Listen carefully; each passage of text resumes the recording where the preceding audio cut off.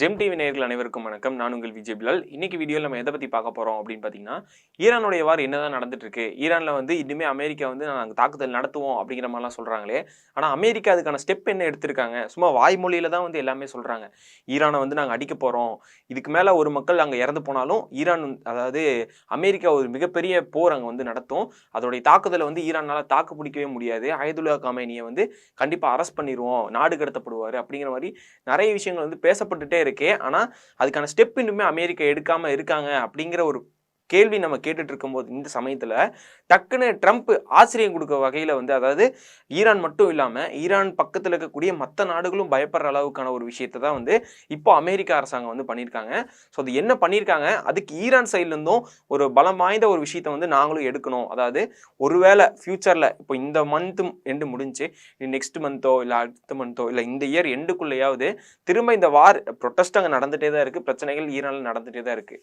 திடீர்னு அந்த வார் நடந்துருமோ அப்படிங்கிற பயத்தில் ஈரான் சைடில் இருந்தும் அவங்க பலத்தை கூட்டுற விதமாக நிறைய விஷயங்கள் வந்து பண்ணிட்டு இருக்காங்க.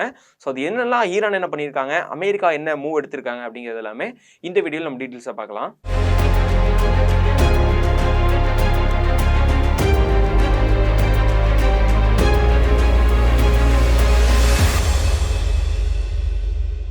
அமெரிக்கா வந்து கடல் பகுதி வழியா யுஎஸ்எஸ் ஆப்ரஹாம் லிங்கன் அப்படின்னு சொல்லக்கூடிய ஒரு மிகப்பெரிய போர் கப்பலை வந்து அனுப்பியிருக்காங்க.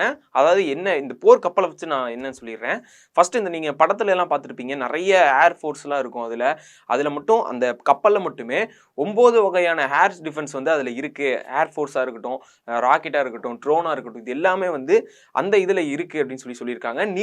நீர்மூழ்கி வழியா போகக்கூடிய அணுசக்தி வாய்ந்த நவீன மிஷின்ஸ்லாம் வந்து அந்த கப்பலில் வந்து வச்சுருக்காங்க. ஸோ அப்படிங்கிற அந்த மிகப்பெரிய ஒரு கப்பலை தான் வந்து இப்போது அமெரிக்கா வந்து அதை அனுப்பியிருக்காங்க அப்படின்னு சொல்லியிருக்காங்க. இது டைரெக்டாக வந்து இது நாங்கள் ஈரானுக்காக தான் அனுப்பியிருக்கோம் அப்படிங்கிற மாதிரி எந்த ஒரு அனௌன்ஸ்மெண்ட்டும் இல்லை.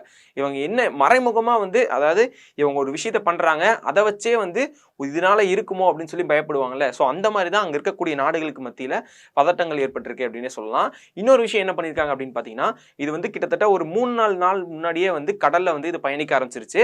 எதை நோக்கி பயணிக்க ஆரம்பிச்சிருக்கு அப்படின்னு பார்த்தீங்கன்னா, ஈரான் இருக்கக்கூடிய அந்த ஈரானை சுற்றி இருக்கக்கூடிய இப்போ நம்ம இந்தியன் ஓஷன் அப்படின்னு சொல்லுவோம்ல, இந்தியா பக்கத்தில் இருக்கக்கூடிய ஓஷன்ஸ். ஸோ அந்த மாதிரி ஈரான் சைடில் இருக்கக்கூடிய அந்த கடல் பகுதியில் வந்து இந்த கப்பல் வந்து போய் கரெக்டாக அந்த இடத்துல வந்து அதோடைய ரேடார் சிக்னல் வந்து வரும்ல, ஸோ அந்த இதை வந்து ஆஃப் பண்ணியிருக்காங்க அப்படின்னு சொல்லலாம். அதாவது இது வரைக்கும் அங்கே போயிட்டு இருந்த கப்பல் வந்து அமெரிக்கா மட்டும் இல்லாமல் அங்கே இருக்கக்கூடிய எல்லா நாடுகளாக இருக்கட்டும், அங்கே பக்கத்தில் இருக்கக்கூடிய கப்பல்களாக இருக்கட்டும், எல்லாத்துலேயுமே தெரிகிற வகையில் ஒரு ரேடார் சிஸ்டத்தோட தான் வந்து போயிட்டு இருந்திருக்காங்க. அதை ஆன் பண்ணி வச்சுட்டு தான் போயிட்டு இருந்திருக்காங்க. டக்குன்னு திடீர்னு என்ன பண்ணியிருக்காங்க அப்படின்னு பார்த்தீங்கன்னா, ஈரான் சைடு போனதுக்கு அப்புறமா அந்த ரேடாரை வந்து ஆஃப் பண்ணிட்டாங்க. அது வந்து இப்போதைக்கு அந்த கப்பல் எங்கே இருக்குது அப்படிங்கிறது வந்து தெரியல. அந்த ஈரானுடைய அந்த கடல் பகுதியை சைடில் தான் வந்து இருக்குது அந்த கப்பல். ஆனால் அந்த கப்பல் இப்போ கரெக்டாக எந்த இடத்துல இருக்குது, எங்கேருந்து தாக்குதல் நடத்துவாங்க, இல்லை அந்த கப்பல்லேருந்து விமானங்களை எந்தெந்த இடத்துக்கு போயிருக்கு. ஏன்னா அந்த சைடும் நிறைய அமெரிக்காவுடைய டிஃபென்ஸ் சிஸ்டம்ஸ், அதாவது அமெரிக்காவுடைய அந்த இராணுவ தளங்கள் அப்படிங்கிறது ஒரு சில இடத்துல வந்து அமைக்கிறதுக்கான திட்டங்கள் ஏற்படுத்தியிருக்காங்க. ஸோ அந்த இடத்துல இந்த மாதிரி இந்த இராணுவ கப்பல்லேருந்து இருக்கக்கூடிய இந்த 9 வகையான டிஃபென்ஸ் சிஸ்டமும் இந்த இராணுவ சிஸ்டமும் வந்து போயிருச்சுன்னா ஈரான் வந்து எப்போ வேணால் தாக்குதல் நடத்துறதுக்கான வாய்ப்புகள் அதிகமாக இருக்குது. அதாவது ஒரு ஈரானை ரவுண்ட் பண்ணிட்டாங்க அப்படிங்கிற மாதிரி வந்து கடல் பகுதியிலேருந்து வந்து இந்தியா அதாவது ஈரானை வந்து ஒரு ரவுண்ட் பண்ணி வான் மூலியமாகவும் அடிக்கலாம். திடீர்னு அவங்க எடுத்திருந்த அந்த கப்பலில் தரை மூலியமாக அடிக்கக்கூடியது, இல்லை நீர்மூழ்கி கப்பல் மூலியமாக போய் ஒரு அணு ஆயுத ஏவுகணைகளாக இருக்கலாம். ஸோ இந்த மாதிரி மூலியமாக அடிக்கலாம் அப்படிங்கிற ஒரு தரவுகளுமே வந்து ஈரான் சைட்லேருந்து வெளியிட்டிருக்காங்க. இந்த மாதிரி எங்களுக்கு ஒரு அபாயமாக இருக்குது அப்படிங்கிற அந்த தகவலையுமே வந்து வெளியிட்டிருக்காங்க அப்படின்னு சொல்லலாம். இது சம்மந்தமாக அமெரிக்கா சைட்லேருந்து எந்த ஒரு சரியான ஒரு இதுவுமே வரல. நாங்கள் வந்து இதுக்காக தான் இந்த கப்பல் அங்கே கொண்டு போயிருக்கோம் அப்படிங்கிற எந்த ஒரு தகவலும் வரல. நார்மலாக அந்த கப்பல் இங்கே போயிருக்கு அப்படிங்கிற தகவல் மட்டும்தான் இருக்குது. இது சம்மந்தமான எந்த பதிலுமே வந்து அமெரிக்காவுடைய இராணுவ சைட்லேருந்தோ ட்ரம்ப் சைட்லேருந்தோ எந்த விதமான தகவலும் வெளியே வராமல் தான் இருக்குது. ஸோ இதுக்கடுத்து ஈரான் சைடில் என்ன பண்ணுறாங்க அப்படின்னு பார்த்தீங்கன்னா, ஈரான் வந்து ஏன்னா ஒரு அமெரிக்கா மிகப்பெரிய நாடு, அது வந்து தாக்குதலுக்கு வராங்க. ஸோ அப்படி இருக்கும்போது இவங்க ஒரு முன்னெச்சரிக்கை எல்லாமே இருப்பாங்க. முன்னாடி நடந்த போர் வந்து இதுக்கு முன்னாடி நடந்த அந்த போன வருஷம் ஒரு 12 நாள் வந்து நடந்துச்சுல. ஸோ இது வந்து எதிர்பாராத விதமாக திடீர்னு நடந்த தாக்குதல் தான். இஸ்ரேல் வந்து தாக்க ஆரம்பிச்சது, அதுக்கப்புறம் இவங்க திருப்பி தாக்க ஆரம்பிச்சது, இது எல்லாமே. அப்படி இருக்கும் போதே ஈரான் வந்து எந்த அளவுக்கு வந்து திருப்பி எதிர்த்தாக்குதல் பண்ணாங்க, எப்படி திருப்பி அடிச்சிருக்காங்க அப்படிங்கிறது எல்லாமே நம்ம பார்த்துருக்கோம். பார்த்ததில் வச்சு தெரியும். இஸ்ரேலை எப்படி தாக்கு பிடிச்சி எப்படி ஈரான் அடிச்சாங்க அப்படிங்கிறது எல்லாமே. ஸோ அந்த அளவுக்கு அப்பவே நடந்திருக்கும் போது இப்போ வந்து எந்த நேரத்தில் வேணா தாக்குதல் நடக்கலாம் அப்படிங்கிற ஒரு முன்னெச்சரிக்கை இருக்கு. இருந்தால் நம்ம அதுக்கு தயாராக இருக்கணும் அப்படிங்கிறக்காகவே ஈரான் நிறைய வேலைகள் வந்து உள்நாட்டுக்குள்ளேயே வெளி உலகங்களுக்கு தெரியாம, அதாவது இப்போ அவங்களுக்கு இன்னொரு ப்ளஸ் பாயிண்ட் என்ன அப்படின்னு பார்த்தீங்கன்னா, அந்த ப்ரெஸ் மீட்டாக இருக்கட்டும், இந்த ப்ரெஸ் இருக்கும்ல, ஸோ அதுவாக இருக்கட்டும், அப்புறம் நெட்வொர்க்கு எல்லாத்தையுமே வந்து முடக்கி வச்சிருக்கிறது தான். அங்கே உள்ள என்ன நடக்குது அப்படிங்கிற எந்த தகவலுமே ஈரான்லேருந்து வெளியே போகாத அளவுக்கு ரொம்ப சேஃப்டியாக நிறைய விஷயங்கள் உள்ள பண்ணிட்டு இருக்காங்க.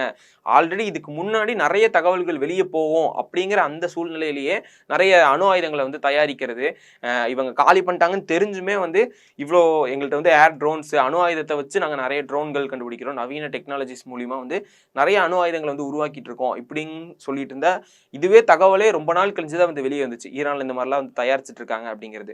ஸோ அப்படி இருந்த ஈரான்ல இப்போ எந்த டோட்டலாவே வந்து நெட்வொர்க்கே இல்லாம இருக்கு. அப்படி இருக்கும்போது இவங்க என்னென்னலாம் பண்ணுவாங்க அப்படிங்கிறது யோசிக்கக்கூடிய ஒரு விஷயமா தான் இருக்கு. ஸோ இவங்களுமே சும்மா இல்லாமல் இவங்களுமே நிறைய விஷயங்கள்லாம் வந்து பண்ணிகிட்டே தான் இருக்காங்க. அது என்னென்ன அப்படின்னு பார்த்தீங்கன்னா, ஈரான் சப்போர்ட் பண்ணிட்டு இருக்கக்கூடிய நிறைய குழுக்கள் இருக்காங்க. இப்போ உதாரணத்துக்கு சொல்லணும்னா, இப்போ ஹமாஸாக இருக்கட்டும், ஹிஸ்புல்லாவாக இருக்கட்டும், இந்த மாதிரி நிறைய குழுக்கள் இருப்பாங்கல்ல. ஒவ்வொரு நாடுகளையும் பல நாடுகள் இருக்காங்க. எல்லா நாடுகள்லையுமே வந்து இந்த மாதிரி குழுக்கள் வந்து ஈரான் சப்போர்ட்டுடைய குழுக்கள் நிறைய பேர் இருக்காங்க. ஸோ அவங்க கிட்ட இருக்கக்கூடிய அவங்களுடைய பலத்தையும் வந்து இவங்க அவங்க கிட்டேயும் பேச்சுவார்த்தை நடத்திட்டு இருக்காங்க அப்படிங்கிறது இருக்கு. ஏன்னா அவங்க எல்லாத்துக்கும் ஒரு எதிரியா இருக்கிறது யார் அப்படின்னு பார்த்தீங்கன்னா இஸ்ரேல் தான். ஏன்னா ஹமாஸ், அதாவது அந்த பாலஸ்தீன் மக்கள், அந்த பாலஸ்தீனை வந்து அந்த வாருக்குள்ள போனனாலேயே இஸ்ரேல் மேல வந்து இந்த மாதிரியான குழுக்கள் நிறைய பேர் வந்து ஒரு எதிர்ப்புல தான் இருக்காங்க அப்படிங்கிறது நம்ம எல்லாத்துக்குமே தெரியும். ஸோ அவங்க எல்லாருமே வந்து திரும்ப வந்து இப்போ அமெரிக்கா மட்டும்தான் வந்து இது வாரில் வரும் அப்படின்னு கேட்டீங்கன்னா கண்டிப்பா இல்லை. இஸ்ரேலுமே கூட சேர்ந்து தான் வந்து ஈரான் அடிக்கிறக்காக வரும். ஸோ அப்படி வரும்போது அவங்கள தாக்கு பிடிக்கிறக்காக இந்த மாதிரி நிறைய குழுக்களை வந்து பேசி வச்சிருக்காங்க. அதாவது அமெரிக்கா சைட்லேருந்து இங்கே தாக்குதல் வருது, இஸ்ரேல் சைட்லேருந்து ஒரு தாக்குதல் வருதுன்னா இந்த குழுக்கள் மூலியமாகவும் அந்த குழுக்களுக்கு ஒரு மெயினான இந்த குரூப்லாம் இருக்காங்கல்ல, ஸோ இவங்களுக்கு ஒரு மெயினான மற்ற நாடுகளுடைய சப்போர்ட் இருக்கும், அவங்க கிட்ட நிறைய விஷயங்கள் இருக்கும், நிறைய இராணுவ ரீதியான நிறைய பொருட்கள்லாம் இருக்கும். ஸோ அது சம்மந்தமாக வச்சு இவங்க வந்து ஒரு தரை வழியாவோ இல்லை வான் வழியாவோ ஏதோ ஒரு மூலியமாக வந்து இவங்களுடைய பலத்தை இவங்க ஒரு நாட்டு அளவுக்கு வந்து இவங்ககிட்ட பலம் இல்லைனாலும் நம்ம கூட இன்னொரு பலம் சேர்ந்த மாதிரி இருக்கணும் அப்படிங்கிறதுக்காக தான் இந்த குழுக்கள் கிட்ட வந்து பேச்சுவார்த்தை நடத்திட்டு இருக்காங்க அப்படிங்கிற ஒரு செய்தி ஒன்று வந்து வெளியே வந்திருக்கு. ஏன்னா இப்போதைக்கு அமெரிக்கா வந்து அரபுகளுடைய ஒரு தேவை இருக்கு அப்படிங்கிறதுக்காகவே வந்து அந்த நட்புறவு வந்து ஸ்ட்ராங்காக இருக்கணும் அப்படிங்கிறதுக்காகவே இப்போதைக்கு எந்த ஸ்டெப்பும் முன்னாடி எடுத்து வைக்க மாட்டாங்க அப்படின்னு தான் தோணுது. பட் இருந்தாலும் அங்கே ஏதோ மக்கள் கொல்லப்படுறாங்க, இந்த மாதிரிலாம் பண்ணிட்டு இருக்காங்க அப்படிங்கிற ஒரு பேச்சு வெளியே போகுது அப்படின்னாலே, ஒரு தகவல் வெளியே வருது அப்படின்னாலே கண்டிப்பாக ஏதாவது ஒரு தாக்குதல் நடத்துறதுக்கான வாய்ப்புகள் அதிகமாக இருக்கு. இஸ்ரேல் வந்து ஏன் அமைதியாகவே இருக்காங்க அப்படிங்கிற ஒரு இது வந்து வந்திருக்கும். அதாவது ஏன் இவங்க அமைதியாகவே இருக்காங்க, அமெரிக்கா சொல்றது அப்படி கேட்டுட்டு அமைதியாக இருக்காங்களா இஸ்ரேல் அப்படிங்கிற ஒரு பேச்சுமே இருக்கும். ஈரான் சைட்லேயும் வந்து நடக்க போகிற வாருக்கு நிறைய எல்லாம் தாக்குதல் ஆகி, அதாவது எல்லாமே வந்து ரெடி பண்ணி வச்சுட்டு இருக்காங்க. அமெரிக்காவும் நிறைய விஷயங்கள் வந்து ரெடி பண்ணி, அதாவது எப்போ வேணால் தாக்குதல் நடக்கும் அப்படிங்கிற மாதிரி அங்கே போய் அவங்க இராணுவங்கள் எல்லாம் இறக்கி ஈரான் பக்கத்தில் இருக்கக்கூடிய கடல்களாக இருக்கட்டும், மற்ற நாடுகளாக இருக்கட்டும், அங்கெல்லாம் வந்து நிறுத்தி வச்சிருக்காங்க. எப்போ வேணா ரெடியாக இருக்கேன், நீ எதாவது பண்ணிட்டீங்கன்னா உன்னை நான் உள்ளே இறங்கி அடிக்க ஆரம்பிச்சிருவேன் அப்படிங்கிற நிலைமையில தான் இருக்காங்க. இஸ்ரேலியா அமைதியாகவே இருக்காங்க, அவங்க பங்குக்கு அவங்க எதாவது பண்ணுவாங்களே. அமெரிக்காவோட பேச்சை மீறி நிறைய நடவடிக்கைகளை எடுக்கிறதுக்கு இதாக இருக்கே, அவங்களாம் ஏன் இன்னும் பண்ணாமல் இருக்காங்க அப்படிங்கும் போது தான் இஸ்ரேல் சைட்லேருந்துமே ஒரு தகவல் வந்து வெளியே வருது. என்ன அப்படின்னு பார்த்தீங்கன்னா, நிறைய பேர் இப்போ அங்கே இருக்கக்கூடிய மற்ற நாட்டு தூதர்கள்லாம் அங்கே போய் அங்கே இருப்பாங்கல்ல, ஒவ்வொரு நாடுகள்லையும் மற்ற நாட்டுடைய தூதர்கள் இந்த மாதிரிலாம் வந்திருப்பாங்கல்ல, அங்கே இருக்கக்கூடியவங்க வெளியிட்ட தகவல் படி என்ன அப்படின்னு பார்த்தீங்கன்னா, இஸ்ரேல் சைட்லேருந்து இந்த ஈரான் வாருக்காக அவங்களுமே உள்ள மறைமுகமாக நிறைய விஷயங்கள் வந்து பண்ணிட்டு இருக்காங்க. அமெரிக்கா இவங்க என்ன பிளான்ல இருக்காங்க, அதாவது இஸ்ரேல் என்ன பிளான்ல இருக்காங்க அப்படின்னு பார்த்தீங்கன்னா, ஒன்று அமெரிக்கா சொன்னதுக்கு அப்புறம் அடிக்கிறது, அப்படி இல்லைன்னா இந்த வாரே நடக்கல, அமெரிக்கா வந்து இந்த வாரே வேணாம் அப்படின்னு இதே இப்போ இருக்கிற மாதிரி அப்படி பேச்சு வழக்கிலே விட்டுட்டாங்க அப்படின்னாலும் இஸ்ரேல் திரும்பி தாக்குறதுக்கான வாய்ப்புகள் அதிகமாக இருக்கு. ஏதாவது ஒரு காரணம், இப்போ ட்ரம்ப் சொல்றாருல, ஏதோ ஒரு சின்ன காரணம், ஏதாவது இதனால தான் எனக்கு இந்த நாடு வேணும், இதனால தான் நான் டாக்ஸ் போடுறேன் அப்படின்னு சொல்றாருல, சம்பந்தமே இல்லாத ஒரு காரணம், அதே மாதிரியான ஒரு காரணத்தை சொல்லி நாங்கள் திருப்பி அடிக்கிறதுக்கான வாய்ப்புகள் இருக்கு அப்படிங்கிறது வந்து வெளியே வந்திருக்கு. அதாவது ஒன்று ட்ரம்ப் சொல்லி தான் நாங்கள் அடிக்கணும் அப்படின்ட்டு இல்லை, இன்னொன்று வந்து ட்ரம்ப் இதை பேச்சுவாக்கில் விட்டுட்டாருன்னா திருப்பி நாங்களே வந்து ஏதாவது ஒரு காரணம், இப்போ உதாரணத்துக்கு போன டைம் சொன்ன மாதிரி அணு ஆயுதங்களை தயாரிக்கிறாங்க அந்த மாதிரியான சொல்லி வந்து தாக்குதல் ஆரம்பிச்சார்ல, ஸோ அந்த மாதிரி இல்லாமல் இவங்க வந்து நிறைய பொருட்கள் எங்களுக்கு எதிராக வந்து தயாரித்து வச்சுருக்காங்க, ஈரானில் நடந்த இவ்வளோ பிரச்சனைக்காக நாங்கள் அமைதியாக இருந்தோம், எங்கள் மேலே தாக்குதல் பண்ணிட்டாங்க, அந்த மாதிரி ஏதோ ஒரு பொய் சொல்லியோ இல்லை வேற ஏதோ ஒரு ஒரு அந்த அளவுக்கு இது வார் நடக்கிறதுக்கான ஒரு இதே இல்லை, இந்த காரணத்துக்காக தான் வார் நடக்கணுமா அப்படிங்கிற ஒரு இதே இல்லைனாலும் அந்த ஒரு காரணத்தை சொல்லி தாக்குதல் பண்றதுக்கான வாய்ப்புகள் அதிகமா இருக்கு அப்படிங்கிறத சொல்றாங்க. ஸோ இதுக்கப்புறம் இந்த வார் எப்போ நடக்கும், அதாவது இஸ்ரேல் சைட்ல இருந்து ஒரு இது மாதிரி சொல்லியிருக்காங்க, இந்த டேக்குள்ள நாங்க வந்து ஈரானை வந்து அடிக்க ஆரம்பிச்சிருவோம் அப்படின்னு சொல்லி சும்மா ஒரு கருத்து மாதிரி சொல்லுவாங்கல்ல, அதாவது இப்போ நான் கடந்த இந்த ஒரு வாரம் தான் டைம், அதுக்குள்ள நாங்க வந்து அடிக்க ஆரம்பிச்சிருவோம் அப்படின்னு சொல்லுவாங்கல்ல, அந்த மாதிரி ஒரு டேட் ஒன்று வந்து ஃபிக்ஸ் பண்ணியிருக்காங்க அப்படிங்கிற ஒரு தகவல் வந்து வெளியே வந்திருக்கு. அது என்னன்னு பார்த்தீங்கன்னா, வரக்கூடிய இந்த பிப்ரவரி இருக்குல்ல, பிப்ரவரி ஃபர்ஸ்ட் வாரம் இல்லைன்னா அதுக்கு அடுத்த வாரம், இந்த 2 வாரத்துக்குள்ள இஸ்ரேல் வந்து ஈரான் மேல தாக்குதல் நடத்தும். இது வந்து அமெரிக்கா போர் நடத்தினாலும் சரி, போர் நடத்தினாலும் சரி, அரபுகளுக்கு எந்த பிரச்சனை, அந்த அரபுகளோட பேச்சுவார்த்தை வச்சாலும் சரி, வைக்கலனாலும் சரி, என்ன நடந்தாலும் இஸ்ரேல் கண்டிப்பா ஈரானை வந்து தாக்குறதுக்கான வாய்ப்புகள் இந்த பிப்ரவரி ஃபர்ஸ்ட் 2 வாரத்துக்குள்ள நடக்கும் அப்படிங்கிறது வந்து வெளிப்படையா வந்து வெளியே சொல்லியிருக்காங்க. ஸோ இதை பத்தி உங்களுடைய ஒப்பீனியன், அதாவது இது வெளிப்படையா செய்திகள்ல வெளியே வரல, ஏன்னா வெளியே வந்ததுன்னா இது அமெரிக்காவுக்கு ஆப்போசிட்டா செய்யற மாதிரி ஆயிரும் அப்படின்னு சொல்லிட்டு மறைமுகமா கசிந்த தகவல்களை வச்சு மற்ற நிறைய நியூஸ் பத்திரிகைகள், வெளிநாட்டு பத்திரிகைகள் வந்து இந்த செய்தி வந்து வெளியே வந்திருக்கு. ஸோ இந்த விஷயத்தை பத்தி உங்களுடைய ஒப்பீனியன் என்ன அப்படிங்கிறது கீழே கமெண்ட்ஸ் சொல்லுங்க. அமெரிக்கா மட்டும் ஈரானை தாக்க ஆரம்பிச்சாங்கன்னா ஈரான் தாக்கு பிடிக்க முடியுமா அப்படிங்கிறத கமெண்ட்ஸை சொல்லுங்க.